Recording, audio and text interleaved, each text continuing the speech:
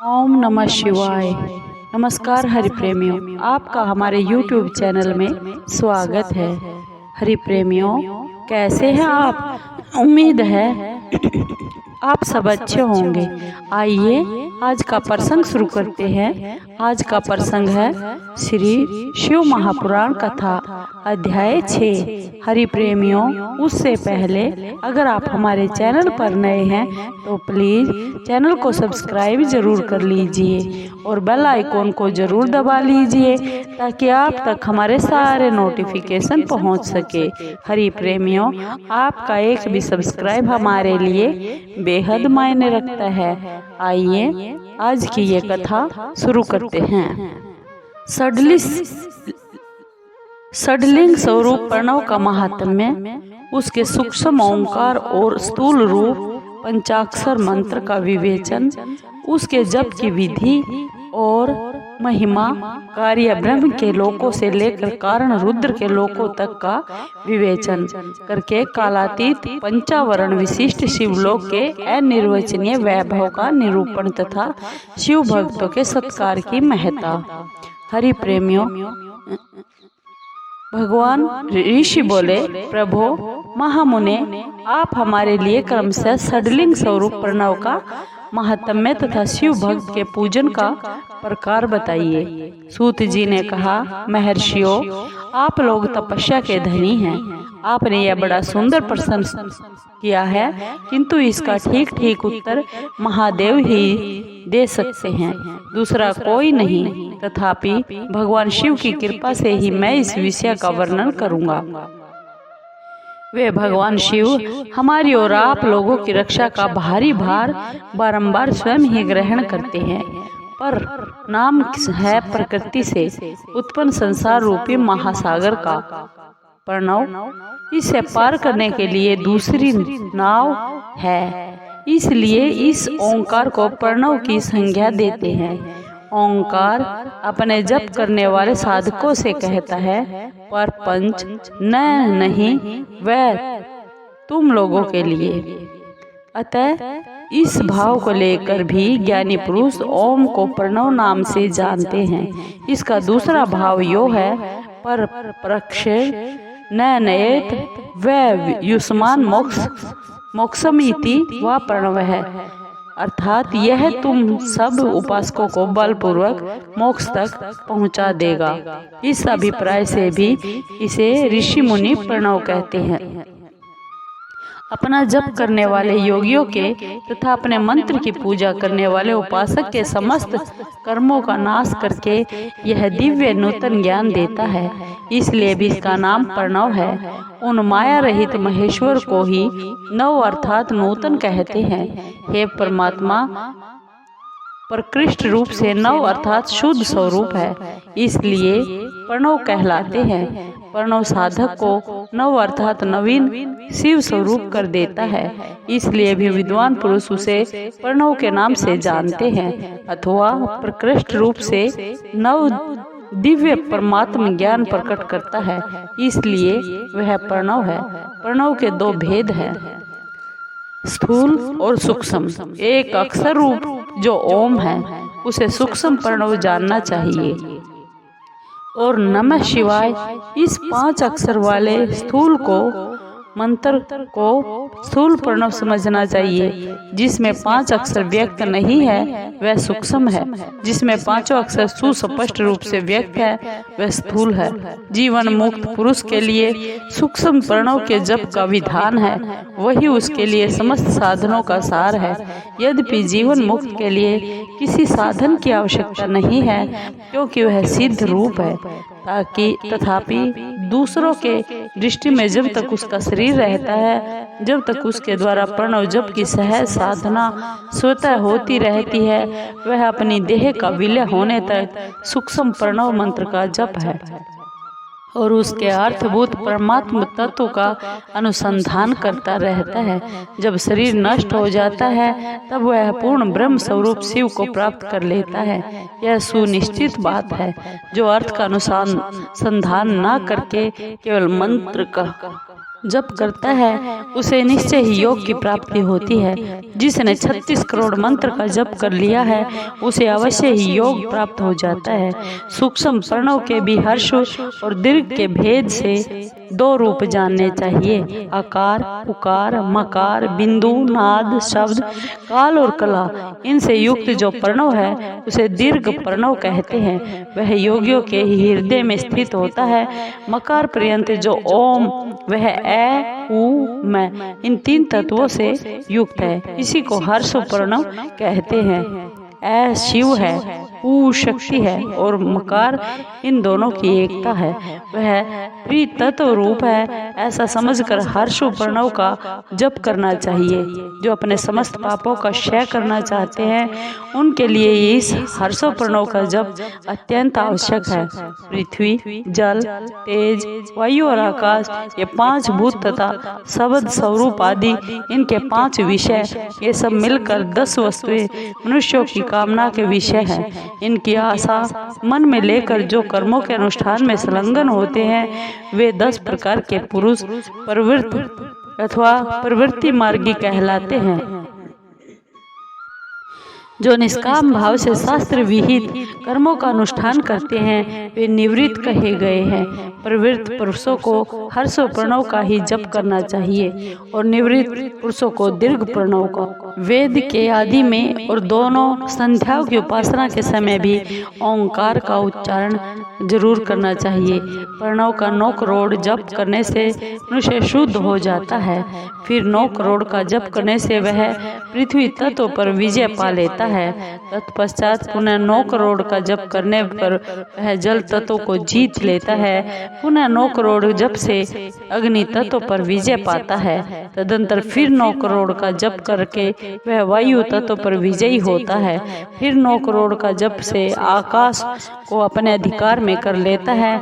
इसी प्रकार 9 करोड़ का जप करके वह क्रमशः गंध, रस, रूप, स्पर्श और शब्द पर विजय पा लेता है।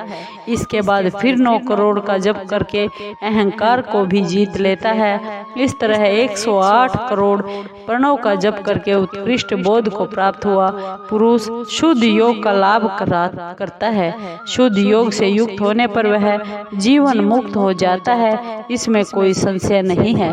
सदा प्रणव का जप और प्रणव रूपी शिव का ध्यान करते करते समाधि में स्थित हुआ महायोगी पुरुष साक्षात शिव ही है, इसमें कोई संशय नहीं है।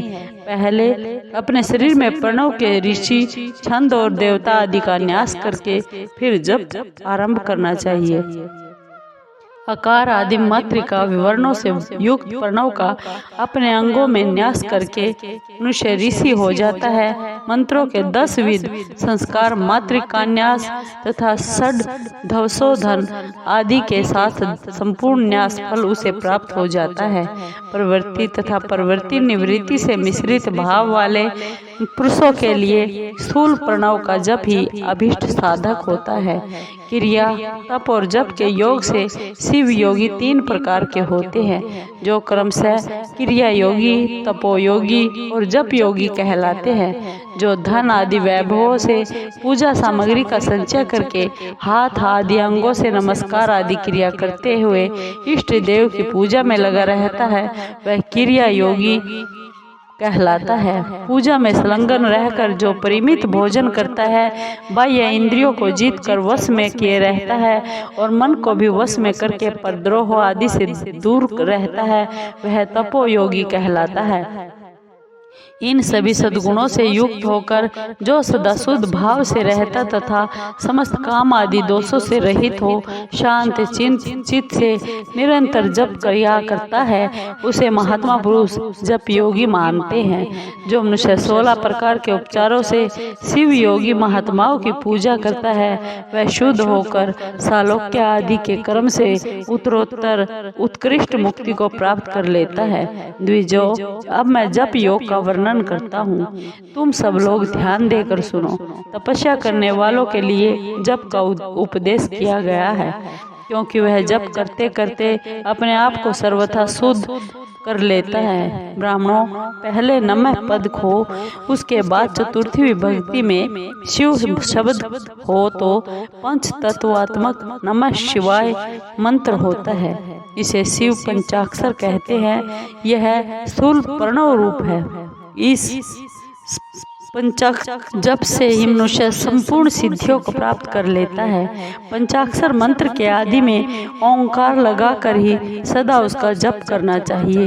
द्विजो, गुरु के मुख से पंचाक्षर मंत्र का उपदेश पाकर जहाँ सुख पूर्वक निवास किया जा सके, ऐसी उत्तम भूमि पर महीने के पूर्व पक्ष शुक्ल में प्रतिपदा से आरंभ करके कृष्ण पक्ष की चतुर्दशी तक निरंतर जप करते रहना चाहिए। माघ और भादों के महीने अपना विशिष्ट महत्व रखते हैं। यह समय सब समयों से उत्तम माना गया है। साधक को चाहिए कि वह प्रतिदिन एक बार परिमित भोजन करे, मौन रहे, इंद्रियों को वश में रखे, अपने स्वामी और माता पिता की नित्य सेवा करे। इस नियम से रहकर जप करने वाला पुरुष एक सहस्त्र जप से ही शुद्ध हो जाता है, अन्यथा वह ऋणी होता है। भगवान शिव का निरंतर चिंतन करते हुए पंचाक्षर मंत्र का 5 लाख जप करे। जप काल में इस प्रकार ध्यान करे, कल्याणदाता भगवान शिव कमल के आसन पर विराजमान, उनका मस्तक पर श्री गंगा जी और चंद्रमा के कला से सुशोभित है। उनकी बाई जांग पर आदि शक्ति भगवती उमा बैठी है। वहां खड़े हुए बड़े बड़े गण भगवान शिव की शोभा बढ़ा रहे हैं। महादेव जी अपने 4 हाथों में मृग मुद्रा, टंक तथा वर एवं अभय की मुद्राएं धारण किए हुए हैं।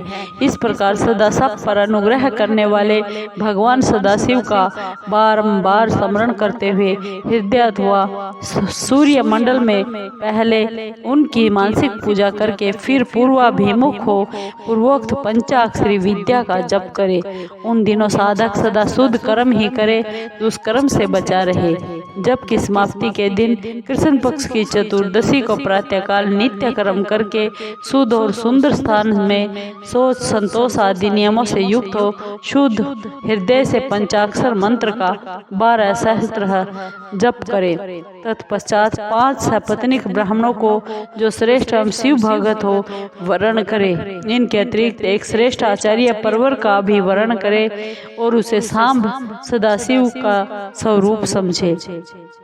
ईशान, तत्पुरुष, अघोर, वामदेव और सद्योजात, इन 5 का प्रतीक स्वरूप 5 ही श्रेष्ठ और शिव भक्त ब्राह्मणों का वर्ण करने के बाद पूजन सामग्री को एकत्र कर भगवान शिव का पूजन आरंभ करे। विधि पूर्वक शिव की पूजा संपन्न करके होम आरंभ करे।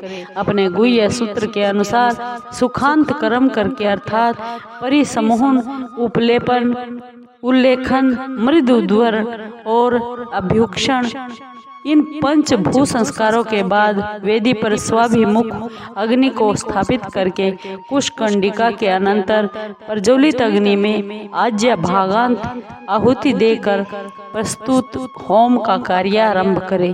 कपिला गाय के घी से 11, 101 अथवा 1001 आहुतियां स्वयं ही दे, अथवा विद्वान पुरुष शिव भक्त ब्राह्मणों से 108 आहुतियां दिलवाए। होम कर्म समाप्त होने पर गुरु को दक्षिणा के रूप में एक गाय और बैल देना चाहिए। ईशान आदि के प्रतीक रूप जिन 5 ब्राह्मणों का वर्णन किया गया है उनको ईशान आदि का स्वरूप ही समझे और आचार्य को सांब सदाशिव का स्वरूप माने। इसी भावना के साथ उन सब के चरण धोए और उनके चरणोदक से अपने मस्तक को सींचे। ऐसा करने से वह साधक अनगणित तीर्थों में तत्काल स्नान करने का फल प्राप्त कर लेता है। उन ब्राह्मणों को भक्ति पूर्वक दशांश अन्न देना चाहिए। गुरु पत्नी को पराशक्ति मानकर उनका भी पूजन करे। ईशान आदि क्रम से उन सभी ब्राह्मणों का उत्तम मन से पूजन करके अपने वैभव विस्तार के अनुसार रुद्राक्ष, वस्त्र, बड़ा और पुआ आदि अर्पित करे। तदंतर दिक्पाल आदि को बलि देकर ब्राह्मणों को भरपूर भोजन कराए। इसके बाद देवेश्वर शिव से प्रार्थना करके अपना जप समाप्त करे। इस प्रकार पुरुष चरण करके मनुष्य उस मंत्र को सिद्ध कर लेता है। फिर 5 लाख जप करने से समस्त पापों का नाश हो जाता है। तदंतर पुनः 5 लाख जप करने पर अतल से लेकर सत्यलोक तक 14 भुवनों पर क्रमशः अधिकार प्राप्त हो जाता है। यदि अनुष्ठान पूर्ण होने के पहले बीच में ही साधक की मृत्यु हो जाए तो वह परलोक में उत्तम भोग भोगने के बाद पुनः पृथ्वी पर जन्म लेकर पंचाक्षर मंत्र के जप का अनुष्ठान करता है। समस्त लोकों का ऐश्वर्य पाने के बाद वह मंत्र को सिद्ध करने वाला पुरुष यदि पुनः 5 लाख जप करे तो उसे ब्रह्मा जी का सामीप्य प्राप्त होता है।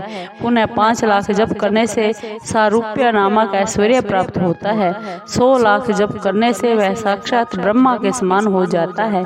इस तरह कार्य ब्रह्म हिरण्य गर्भ का सायुज्य प्राप्त करके वह उस ब्रह्मा का प्रलय होने तक उस लोक में यथेष्ट भोग भोगता है। फिर दूसरे कल्प का आरंभ होने पर वह ब्रह्मा जी का पुत्र होता है। उस समय फिर तपस्या करके दिव्य तेज से प्रकाशित हो वह क्रमशः मुक्त हो जाता है। पृथ्वी आदि कार्य स्वरूप भूतों द्वारा पाताल से लेकर सत्यलोक पर्यंत ब्रह्मा जी के 14 लोक क्रमशः निर्मित हुए हैं। सत्यलोक से ऊपर क्षमालोक तक जो 14 भुवन है वे भगवान विष्णु के लोक हैं। क्षमालोक से ऊपर सूची लोक पर्यंत 28 भुवन स्थित है। सूची लोक के अंतर्गत कैलाश में प्राणियों का संहार करने वाले रुद्रदेव विराजमान है। सूची लोक से ऊपर अहिंसा लोक पर्यंत 56 भुवनों की स्थिति है। अहिंसा लोक का आश्रय लेकर जो ज्ञान कैलाश नामक नगर शोभा पाता है उसमें कार्यभूत महेश्वर सबको अदृश्य करके रहते हैं। अहिंसा लोक के अंत में काल चक्र की स्थिति है। यहाँ तक महेश्वर के विराट स्वरूप का वर्णन किया गया है। वहीं तक लोकों का तिरोधान अथवा लय होता है। उसे नीचे कर्मों का भोग है और उससे ऊपर ज्ञान का भोग। उसके नीचे कर्म माया है और उसके ऊपर ज्ञान माया। अब मैं कर्म माया और ज्ञान माया का तात्पर्य बता रहा हूँ। माँ का अर्थ है लक्ष्मी। उससे कर्म भोग यात प्राप्त होता है, इसलिए वह माया अथवा कर्म माया कहलाती है। इसी तरह माँ अर्थात लक्ष्मी से ज्ञान भोग यात अर्थात प्राप्त होता है, इसलिए उसे माया या ज्ञान माया कहा जाता है। उपर्युक्त सीमा से नीचे नश्वर भोग है और ऊपर नित्य भोग। उससे नीचे की ही तिरोधान अथवा लय है, ऊपर नहीं। वहाँ से नीचे ही कर्म में पाशों द्वारा बंधन होता है, ऊपर बंधन का सदा अभाव है।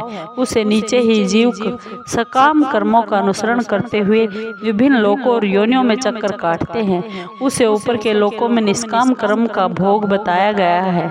बिंदु पूजा में तत्पर रहने वाले उपासक वहाँ से नीचे के लोकों में ही घूमते हैं। उसके ऊपर तो निष्काम भाव से शिवलिंग की पूजा करने वाले उपासक ही जाते हैं। जो एकमात्र शिव की ही उपासना में तत्पर है वे उससे ऊपर के लोकों में जाते हैं।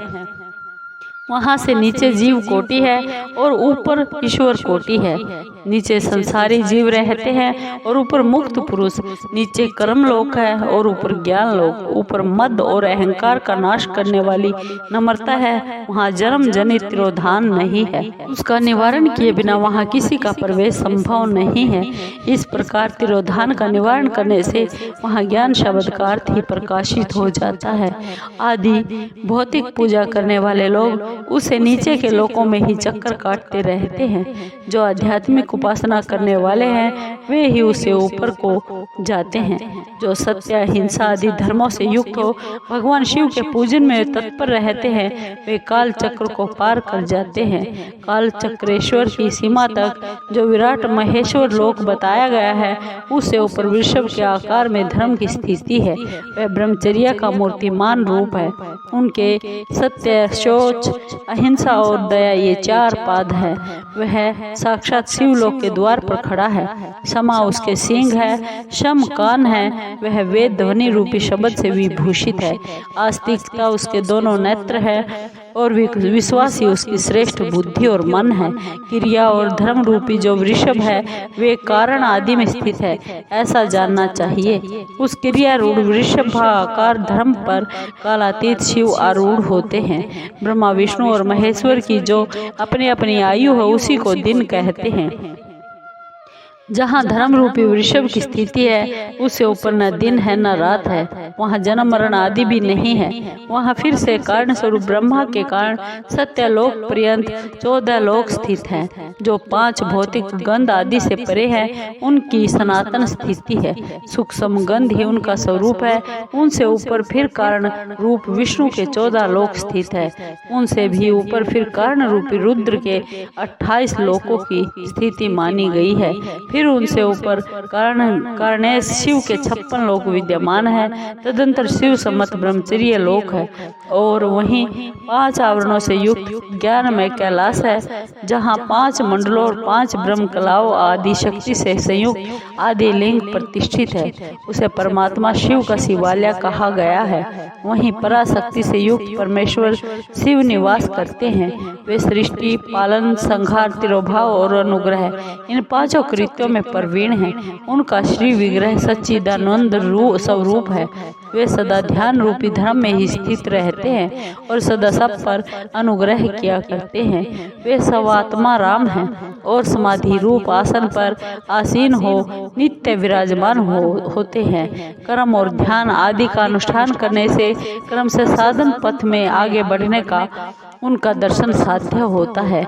नित्य नैमित्तिक और कर्मों द्वारा देवताओं का यजन करने से भगवान शिव के समाराधन कर्म में मन लगता है।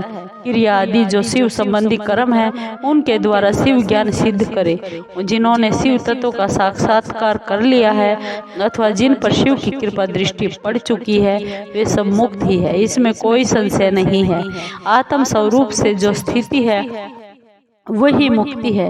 एकमात्र अपने आत्मा में रमण या आनंद का अनुभव करना ही मुक्ति का स्वरूप है। जो पुरुष क्रिया, जप, तप, ज्ञान और ध्यान रूपी धर्मों में भली भांति स्थित है वह शिव का साक्षात्कार करके सब आत्मा राम स्वरूप मोक्ष को भी प्राप्त कर लेता है।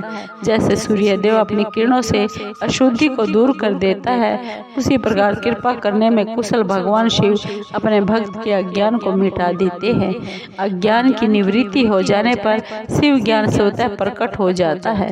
शिव ज्ञान से अपना विशुद्ध स्वरूप आत्मा राम तत्व प्राप्त होता है और आत्मा राम तत्व की सम्यक सिद्धि हो जाने पर मनुष्यकृत कृत्य हो जाता है।